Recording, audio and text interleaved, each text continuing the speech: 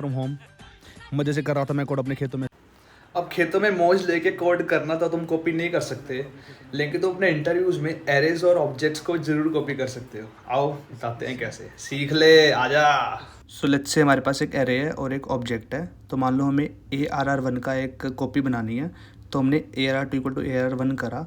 तो इससे क्या हुआ, इससे ARR2 में हमने ARR1 का रेफरेंस पास करा है। So now ARR2 and ARR1 are reflecting to the same memory. तो ARR2 में जो भी चेंज होंगे वो ARR1 में भी रिफ्लेक्ट होंगे and same for the OBJ1। तो अब इसके बाद हम देखेंगे कि कैसे हम इस प्रॉब्लम को सॉल्व करते हैं बाय यूजिंग शैलो कॉपी। अब हमने ARR1 को स्प्रेड कर दिया, ARR2 में अब इसके शैलो कॉपी आ गई। अब ARR2 के चेंजेस ARR1 में रिफ्लेक्ट नहीं होंगे। तो लेट्स से हमने OBJ1 को भी, ये हमने गलत कर दिया, हमें OBJ करली ब्रेसेस यूज़ करनी है। तो अब हमने OBJ1 को स्प्रेड करा, तो OBJ2 में OBJ1 की एक शैलो कॉपी है। शैलो कॉपी बेसिकली लेवल 1 तक हम उसमें कॉपी करते हैं वैल्यू। लेकिन अगर हमारा ऑब्जेक्ट या एरे नेस्टेड है, तो अगर हम उस नेस्टेड में कुछ भी चेंज करते हैं तो वो दोनों में रिफ्लेक्ट होगा, क्योंकि शैलो कॉपी सिर्फ और सिर्फ लेवल 1 तक की काम करता है। इसको सॉल्व करने के लिए will do a deep copy.